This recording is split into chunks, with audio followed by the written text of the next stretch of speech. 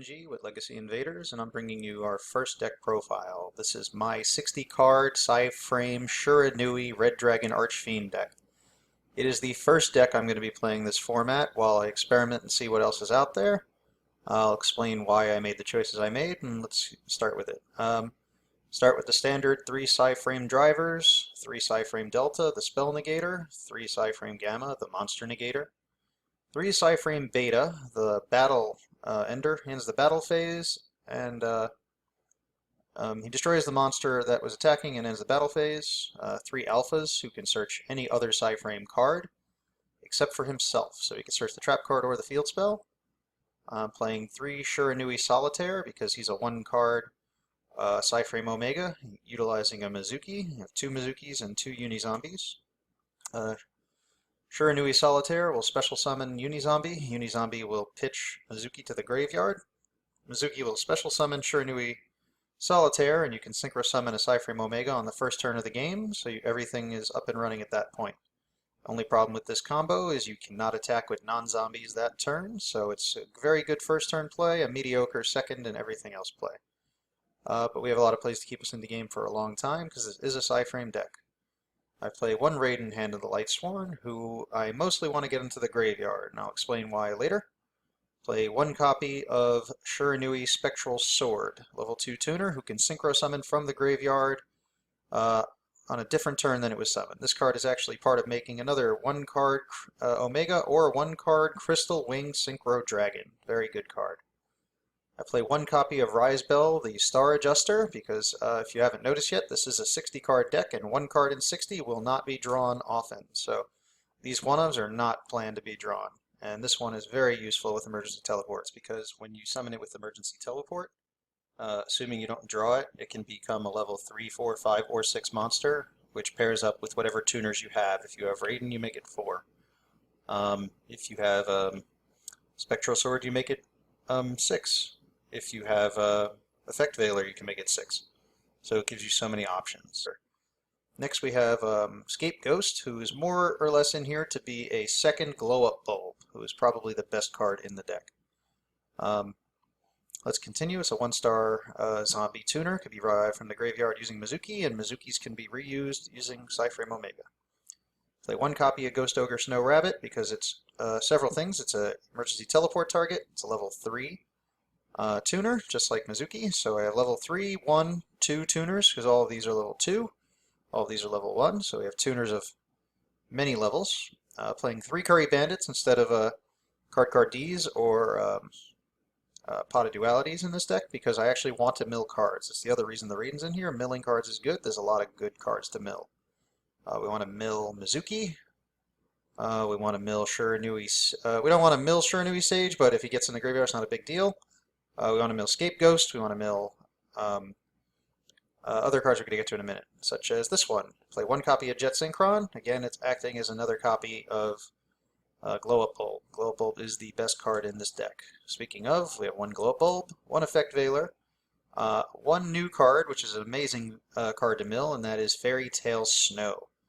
Fairy Tale Snow, if you don't know, is a monster that can be special summoned from your graveyard during either player's turn by banishing 7 cards you control or in your graveyard. So you can use cards on the field, cards in your hand.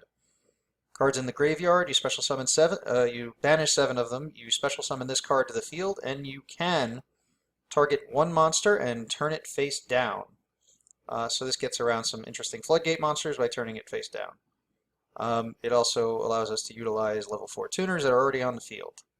I play 1 copy of Maxi. Maxi is much better in decks that run hand traps, and this deck runs, I don't know, 12 hand traps already, and an Effect Veiler, so that's 13 hand traps. That's always good.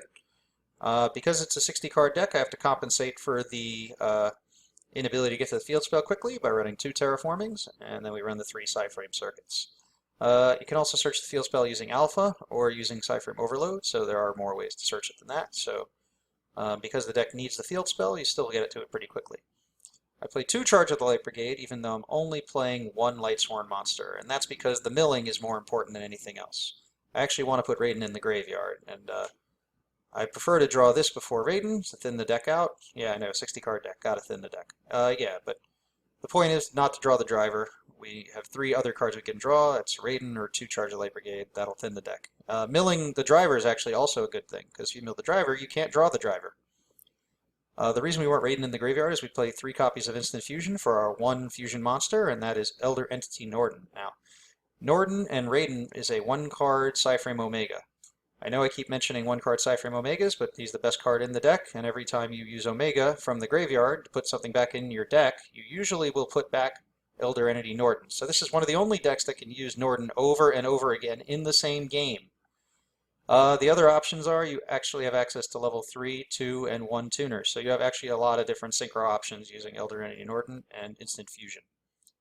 I play 2 copies of Emergency Teleport because you can actually summon from the deck the level 1 and 2 tuners, the Psy-Frame tuners, and if you have Psy-Frame Circuit activated and you have a Psy-Frame monster on the field, you can actually Synchro Summon in the middle of the battle phase after you've attacked with a Psy-Frame Synchro monster and upgrade it to another one. So if you have Zeta, you can summon Beta or Alpha and you can turn it into an Omega. Or if you have Omega on the field, you can summon a Gamma or a Delta and you can upgrade into a Leo.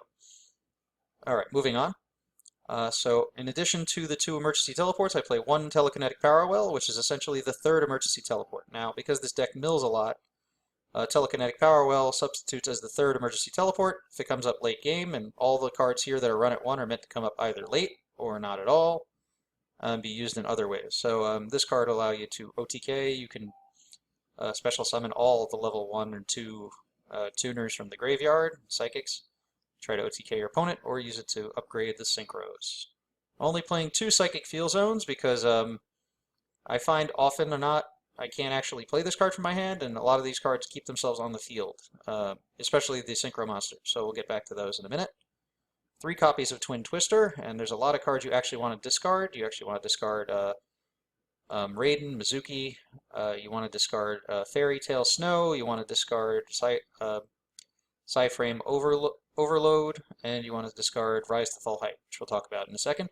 Because there's so many cards to discard, you might as well use this as a blowout card for your opponent. You can also use this to discard the drivers if you do manage to draw a driver. Alright, moving on. We play 1 copy of Pot of Desires. This is the absolute best deck that can play Pot of Desires. The benefit of playing Pot of Desires in this deck is that the cards that get banished face down can be unbanished by Psy-Frame Omega.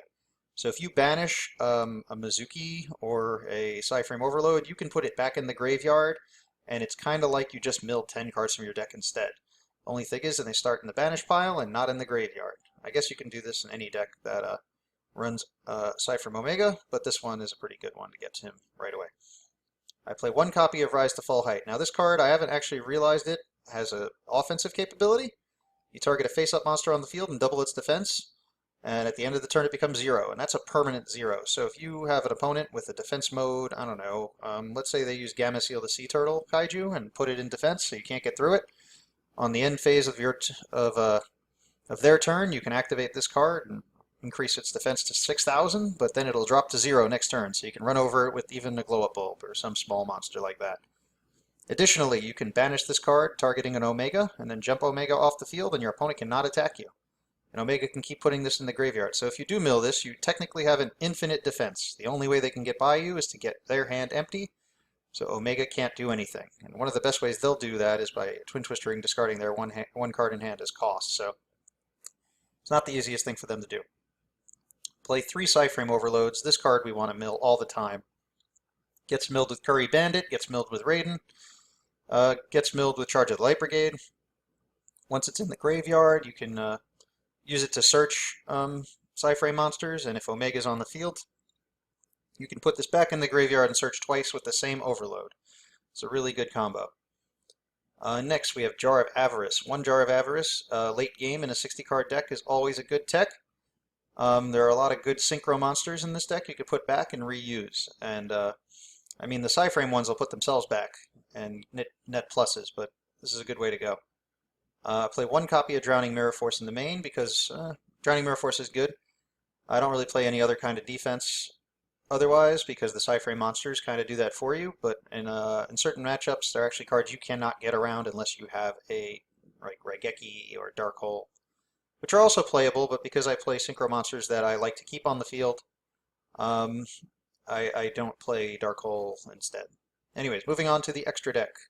One copy of Elder Entity Norden. And Norden we can play over and over again, so he's really the best card in the extra deck. Play one copy of High Speed Right Shambara. Shambara can attack by himself for 4,600 damage. That could be OTK with one card instant fusion. I play one copy of Stardust Charge Warrior, so this is if you have a level 2 tuner in the graveyard, you make Stardust Charge Warrior. You have access to a level 1 tuner, you can then upgrade it to a level 7. So I kind of use the smaller synchro monsters here as stepping stones up to higher level ones. Play one copy of Shirinui Samurai Saga. This is because you can activate the effect of Spectral Sword to banish it and Shirinui Sage at the same time to synchro summon this from the extra deck. And when Shirinui Sage gets banished, it'll special summon Spectral Sword that just banished itself to the field. So you actually have a level 6 synchro monster on the field, along with a level 2 tuner. And you can actually synchro summon a Crystal Wing using that combo, or any other level 8. Play one copy of Black Rose Dragon, because that's one of the benefits you have of playing Psy-Frames. You can always search a copy of the field spell, and then Black Rose your opponent with Psy-Frame Alpha, and have yourself defended next turn. Another option is Ancient Fairy Dragon. Ancient Fairy Dragon can pop your field spell, gain you 1,000 life points, get you a new copy of the field spell to thin the deck. In addition, you can use its effect to special summon a level 4 or lower monster from your hand. You can summon any tuner. That includes Psy-Frame tuners, and upgrade this into an Omega or a Crystal Wing Synchro Dragon. I play 2 copies of Zeta, because Zeta, when you synchro summon, I like to synchro summon Zeta a lot, and then I summon a level 1 tuner and upgrade him into a Omega. That way I can put Zeta back in the extra deck and net myself a plus off one of the Psy-Frame tuners in the graveyard, also providing me defense for later turns. Play 2 copies of Omega. I'd love to play 3. This extra deck here is just packed. I'm sure somebody else will find a way to build this in a more useful way. One copy of Crystal Wing Synchro Dragon. One copy of Leo, the Keeper of the Sacred Tree. And the reason I play Leo is because I want the Emergency Teleport upgrade combo with Psy-Frame Circuit and an Omega on board. So if you have Circuit on board, Emergency Teleport, and a level 2 tuner in the deck, while you have Omega on the field, you could attack with Omega, Emergency Teleport a level 2 tuner, and synchro up into Leo. Leo's a good defensive monster also. He's pretty hard to deal with for most people. And my favorite part of the deck is actually the high offense part of the deck, and that is Starlight Red Dragon Archfiend, Hot Red Dragon Archfiend Abyss, and Hot Red Dragon Archfiend Bane. Now, this sequence is very easy to play because you could summon a Scarlight with a Psy-Frame monster if you've already used both of your Omegas when you're ready to go offensive. Usually you sit on Omega here and bring back the first couple turns of the game and keep bringing back your Mizuki so you can make your Red Dragon Archfiend. And once you do, you can normal summon a level 1 tuner like Global, Reflect Veiler, Scapegoat, or you can Emergency Teleport one and allow yourself to upgrade to a Abyss. Now Abyss can negate any face-up card during either player's turn, so he can negate Raigeki, he can negate Metal Foe Scales, he can negate anything, making him one of the best cards. And when he deals damage, he actually special summons a tuner from the graveyard, so you can actually special summon Ghost Ogre back from the graveyard. And you've essentially added a hand trap to the field, and it's got good defense. You could also use this to summon a level 1 tuner and upgrade to Bane, and then tribute another monster to revive Abyss, and then next turn revive Scarlight.